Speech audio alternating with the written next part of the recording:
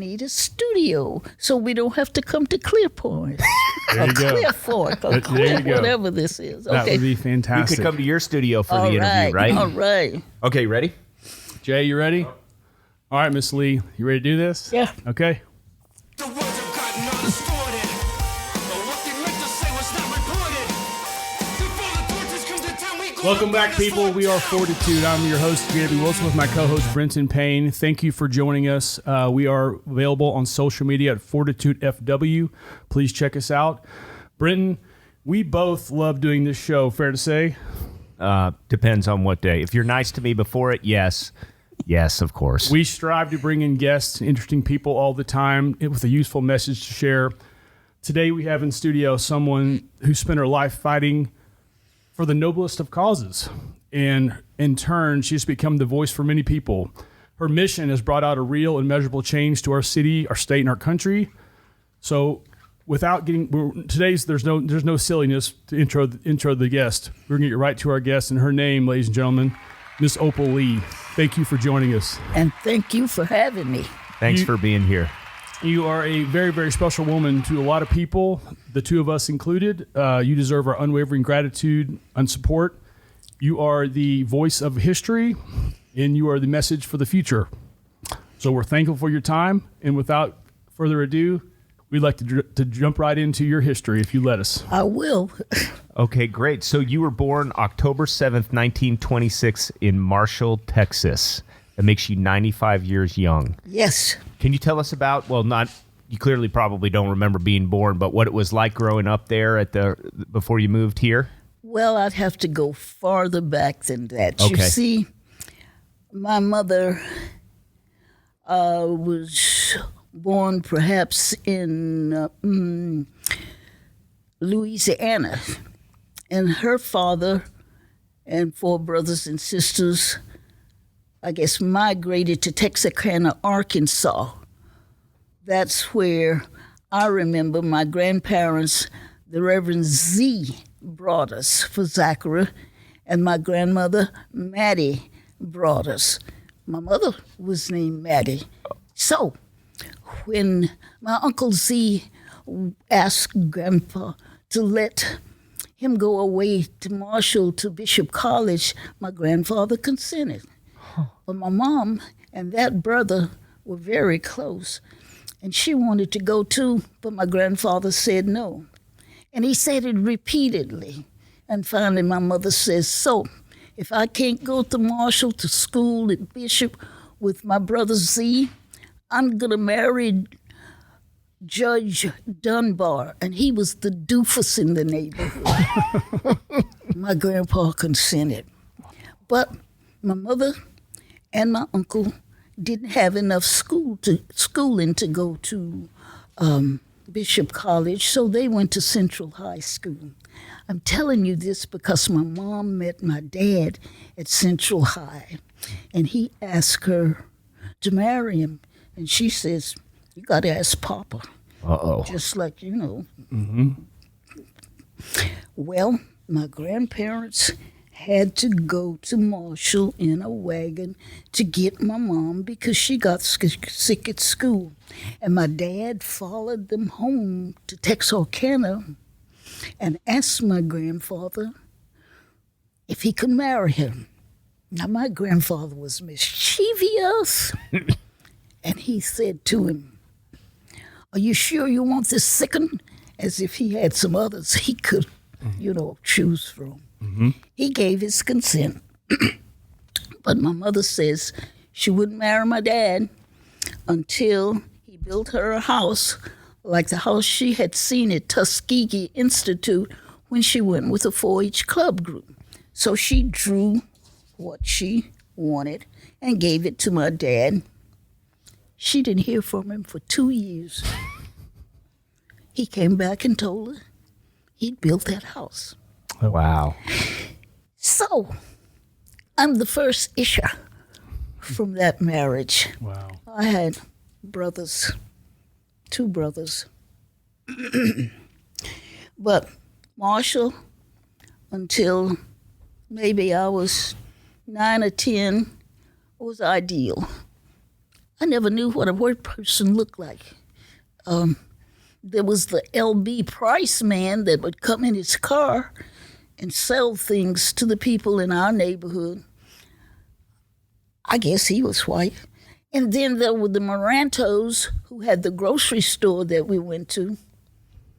But we didn't think of them as white either. I think we called them Italians. Mm-hmm. Well, you know, the Depression came. My dad lost his job that he had at Fryhard's drugstore. And he left home, coming to Fort Worth to find work. And he was going to send for his family. But he never got around to it. Meanwhile, that house had burned. And we were living in a shotgun house that had been built on the back of the property. My mom sold all the hogs. We didn't have but one hog. And the chickens and the cows and the pigeons and everything else for train fare for us to come to Fort Worth. Well, if we came on Saturday, my mom went to work for somebody in somebody's kitchen on Sunday. And we lived with the Tallies, Mr. and Mrs. Talley, and their two children who lived in Service. And that was a building behind this huge house that had been somebody's home that they had turned into a medical library. El Paso Street and Ballinger Street on the west side of Fort Worth. Mm-hmm. And I was able to go to school at Cooper Street School. They built that school on a city dump. We only stayed in that neighborhood about 6 weeks because my dad, Mr. Talley, let my dad know we were in town. My parents got together and we moved to the south side. And that was a change of schools. I went to Gwynn School. What happened when you were 12 years old, Opal? My parents bought a house. My parents bought a house at Annie and New York Street. And would you believe on the 19th day of June, the paper said some 500 people didn't want us in the neighborhood. My dad came with a gun. And the police who were there, and the paper says the police couldn't control the crowd, couldn't control this mob. The police told my dad if he busted a cap with that gun, that they'd let the mob have us. Our parents sent us to friends that were several blocks away, and they left under cover of darkness. But those people tore up that furniture and burned it and did some terrible things. My parents never, ever spoke to the three of us about it. Never, ever. But they worked real hard, and they bought another house. That's the one 926 East Terrell, and I graduated from high school there. Yes, ma'am. Would you believe I graduated at 16, and my mom she had planned to send me back to Marshall to Wiley College. It's Wiley University now. Oh, she was so proud of me because I would have been the first grandchild of her 18 brothers and sisters that go to college. But I got married. Oh, she was so disappointed. She wouldn't even go to the wedding. Well, it took me 4 years and 4 babies to realize I was going to have to raise my husband too. You know, men don't mature as fast as women. What? We've heard that. No. Well, And let me tell you, I cut my losses and went home to my mom with 4 children and had nerve enough to say, I'm ready to go to college now. And she says, I've got no money to send you to nobody's college. And in the next breath, she says, I'll keep your children. Oh, I worked like a Trojan to get the money to go to college in the fall. And guess what I did? I spent the money. I bought the kids a television so she wouldn't have to run all over the neighborhood after them. And I went to that school without a dime. Mind you, I didn't quit my job in Fort Worth because I didn't know what the situation was going to be. But they gave me a job in the college bookstore. And I was able to come back to Fort Worth on weekends. My mom kept the job all the week, and she collected the paycheck. Nobody knew the difference. We all look alike. But I'd go back. I'd be so tired on Monday. But I got through in 3.5 years. I couldn't stay down there 4 years. I came to Fort Worth. I got a teaching job, but do you know they only paid $2,000 a year, and I got 4 kids. You can't feed 4 kids on no $2,000. I got another job. And so, if I clocked in at school at 8, clocked out at 3, there'd be a car waiting for me. I clock in at 4, and out at 12 at Convair. It's called Lockheed Martin now. Mm-hmm. I guess I'd still be doing that, but they laid off a bunch of people at the plant. What was your job at Convair? I was a maid. No big deal, you know. When would you sleep? Who needed sleep when you got 4 kids to be fed? Yes, ma'am. So you'd come back from Convair and you'd get, 1 o'clock in the morning probably, right? Yeah. But and a back few at hours, it again? Yeah.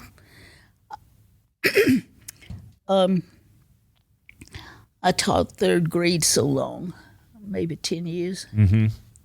I was beginning to act like the 8-year-old, so they gave me another position. I was called a visiting teacher. It was really social work. Kids out of school, I had to find out why. No shoes, buy some clothes, food, lights off, no place to stay.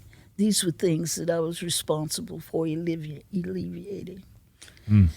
And when I retired, those things followed me. People still needed food. And so with a group of people, we started a food bank. And it burned.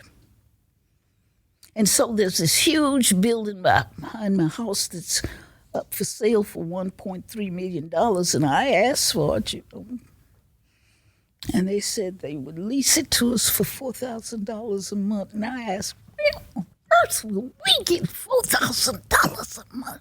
But we paid it 11 months. And the month we didn't have the money, those people came to us and says, you seem to be doing a good job. We're serving 500 people a day. So they said, we're going to give it to you. And they gave us that $1.3 million bill, 20,000 square feet of freezer space, the largest in Tarrant County. And so it's still servicing like 500 families a day. And I polled people standing in line, and 66 of them said they would like to farm. I asked the Trinity River Authority for the use of some land, and they let us have 13 acres of land on the Trinity River where there's water, and we got pumps, and we share. We got the best farm manager in all of Texas. I'm here to tell you he is. And so he gives produce to the food bank and to the WIC program, and then he takes produce to the market, the farmers market. And we think in the program, we tried to concentrate on the people that I had polled and talked to them about, well, the ones who had been incarcerated and couldn't find a job. And we thought if we taught them, and this was pay. They were to get paid to learn to farm.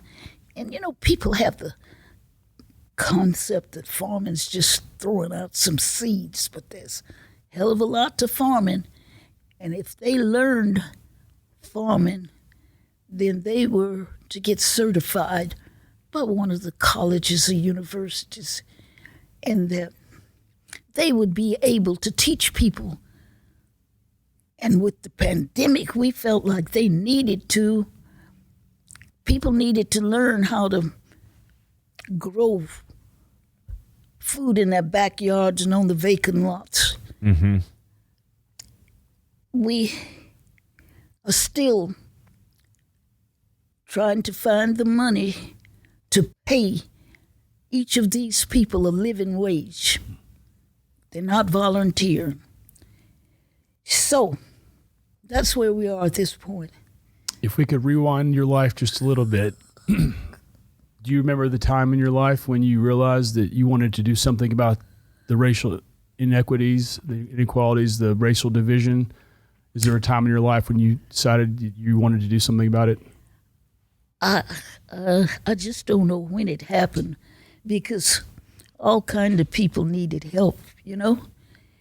And I just got to thinking one time, I was old as dirt, 8 or 9 years old, and I got my pastor and school board member and a county commission and the musicians at the church, and they gave me this send-off because I decided if an old lady's walking from Fort Worth to Washington, D.C., somebody ought to take notice.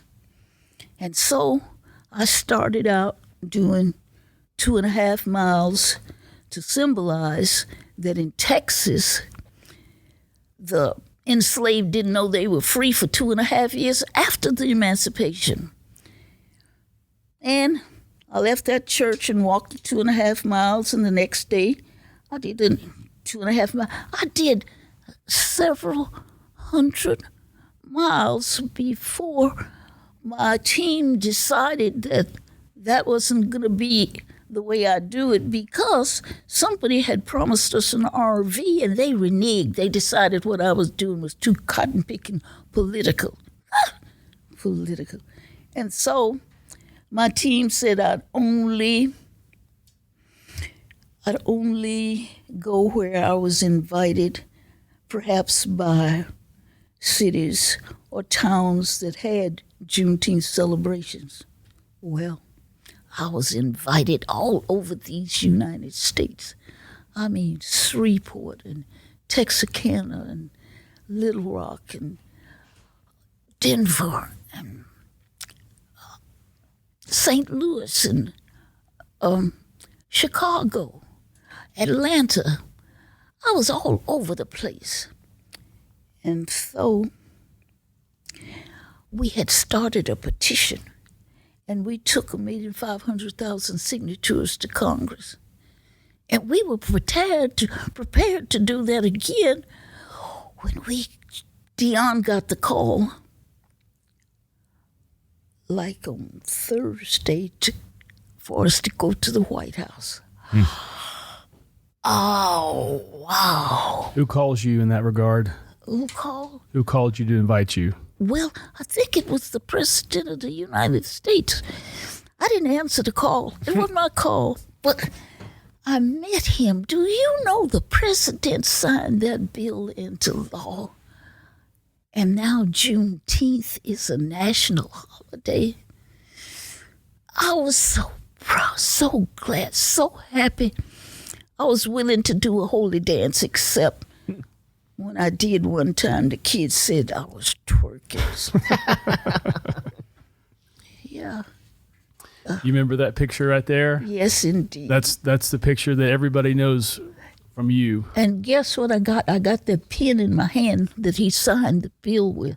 And do you know, I didn't put it in a vault, but it's going to go in a museum, and soon I too. believe that's accurate. What did President Biden say to you? Hey, Opal?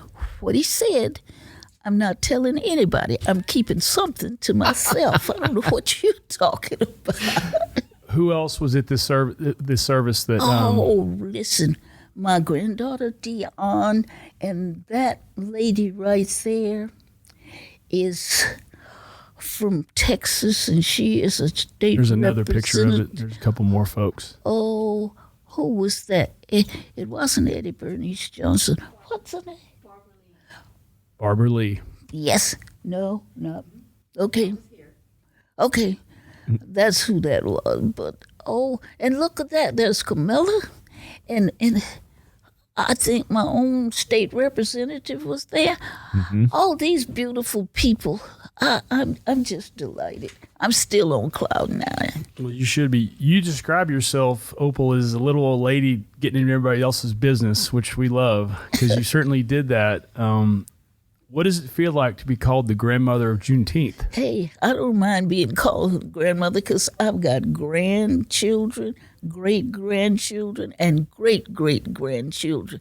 And so my shoulders are broad. I'll take on anybody as young and that'll come. What do you think happened to you? I mean, obviously you've experienced so many things, but what is it that got you up each day to do this? I mean, you're different, right? You did it. A lot of people probably had these thoughts, but they haven't done it. What is it that it was with you? I don't know, except it must be in my DNA. I've seen my grandparents go through, I don't know how many things, but they persevered. My mother, that was an angel. And she did so much with so little for so long that a lot of times we thought she was doing something with nothing at all. She did. So I think it's a part of my DNA. You just don't stop. If you got something you need to do, you do it. If there are obstacles in the way, you move them or you wait until they dissolve. But you don't give up on what you're doing. You just don't. Yes, ma'am. I think I know the answer, Opal, but are you done yet? You have more to go? Oh, listen, I thought you never asked. We have got to tackle the education system. I think the governor is not talking about what happened ages and ages ago, but we must get it out of our systems. Hello, we must heal from it and get on to this business of making this the best country in the whole wide world. And we can't deny our history. There's no way we can do it. And I think it's ridiculous tearing down statues and going on. We just need to get the kids. I've written a book. Oop, have you seen it? It's right there, yes. Yeah, called Juneteenth for Children, so the children will know what happened, so it doesn't happen again. This is the reason why we must teach people that. How was the book writing experience for you? Say that again. How was the book writing experience for you? Oh, listen, I'm not a writer who sits down with I think about something, I put it in the cotton picking phone, and after a while I'll expand on it. I got another book. It's called 1619. You ever heard of 1619, where the very first Africans made it to the shores of America? Okay. What happened was a slave ship was attacked by pirates. Okay? And they took off slaves. Well, extra cargo, they ran out of provisions. So they landed up around Virginia and traded slaves for provision. It was 2 of those pirate ships. And those are the first people, craftsmen, who built up that part of the United States. You're writing a book about this? Yep. Correct. Very Yep, good. Yep. If we could step back in your life, the date April 4th, 1968. Remember this day? That's the day that Dr. King was assassinated. You were 42 years old. What do you remember about that moment in time? Oh, And how did that affect you? well, it just was so devastating that when we have a champion and we feel we are on a road to making progress, people are listening, then something happens as devastating as that. And so it was like a setback. What are we going to do now? Who's going to take up the banner? Those were the thoughts I had. Mm-hmm. There have been marches, and there's still marching. And there have been people who have tried. And I'd like to think that things are better than they were. But we've got a hell of a long way to go. And I just hope people will understand that working together will get us down the road faster. And people aren't supposed to be afraid. People in this day and time were not responsible for what happened then, and they ought not to feel guilty about it. Mm-hmm. Let's get busy and tackle our education system and give the children the truth so we can heal from it. Have I said that already? Nope. You can't say it enough either, Opal. But I just know that I'm hoping that people will understand that education is our key to getting over to everybody, that we are one nation.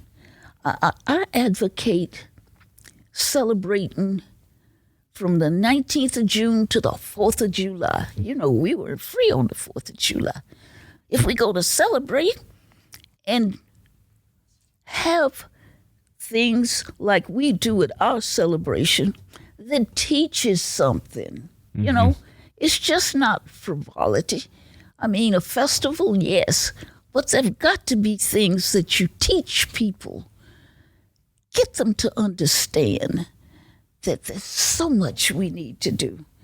I don't know if I'm preaching to the choir, but I hope somebody listens. Well, Opal, on that same thought process, when you look across this desk and you see two white men mm-hmm. who you very strongly support what you're doing and what you have done and believe in what you're doing, mm-hmm. what advice would you give to somebody that looks like us in this regard? How can we be a facilitator of change? Every chance you get, and you know people who aren't on the same page you are on, it's your responsibility. I tell people it's a me thing when I say that. Each one of us is responsible for changing somebody's mind, and it can be done. I know I've changed minds, and so I'm saying make it your responsibility to change people so they in turn can change people.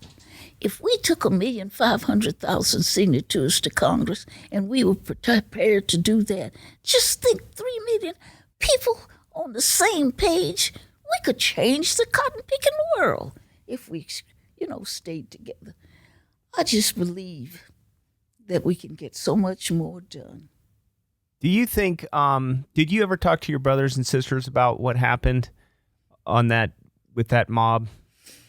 I only had two brothers. Your two brothers? Mm-hmm. No, we didn't discuss it.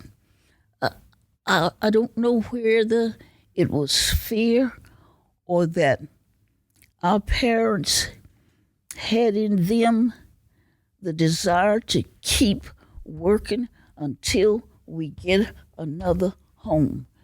And that was the focus. We just didn't dwell on it. Do you think that affected the outcomes and all the things that you did in your life by not talking about it? I don't know. Maybe I should have. I wasn't so traumatized that it made me afraid of people or whites. No, I just don't know. Subconsciously, maybe it's why Juneteenth is a passion. I don't know. But hey, let's get it on, fellas, white or not. Yes, ma'am. Opal, how many presidents have you had audience with besides President Biden? You've met other presidents? Yes, I have. I met President Obama. I met, what is the president from Arkansas? President Clinton. I've met President Clinton and President Johnson. Yeah, I've met a few presidents in my lifetime. Do you have a favorite? Not really. Whenever the boy's in office, I'm with him all the way. And I was with those presidents. And now that President Biden is the president, he's my boy. Fair enough. Well, we always end the show by asking, with family aside, what somebody's the best day of their life has been. And you can't do weddings and kids and all that stuff. We try to do it on this. So you can't. No, I know. We do that to make it more difficult. So what would be the best day of your life to this? This you point, got a lot more in you, but listen. Just being able to talk to people and change their minds, and I've done that person to person, and to see them do I didn't know it was like that. I get a kick out of it. I do. And I do it as often as I can. that's great. Once the bill was signed in Washington, the Juneteenth bill, did you celebrate that night with? Nobody saw me do the holy dance. You hear? Nobody saw me do it, so they couldn't say I was twerking. Very nice. Opal, it's been a true privilege for Brinton and I to speak with you today. We appreciate and we love what you've done and what you're doing. Keep going. 95 years young, you got a lot more work to do, but we wouldn't be here without you, so Listen, bless you. If I could tell you about the things that need to be done. Listen, climate change, that's our responsibility. If we don't do something about it, we all going to hell in a handbasket. You know it? Fair. Yeah, we are. And health care, where some of us can get it and some of us can't. And that pipeline from the school to the prison, we've got to stop that. There's so much else that needs to be addressed. And, I'm glad you had me, but I could talk to you for hours. I could. Well, we'd love to have you back sometime, Opal, because you mean a lot to a lot of people. So thank you for sharing with us. Thank you for letting me. Thank you. ma'am. We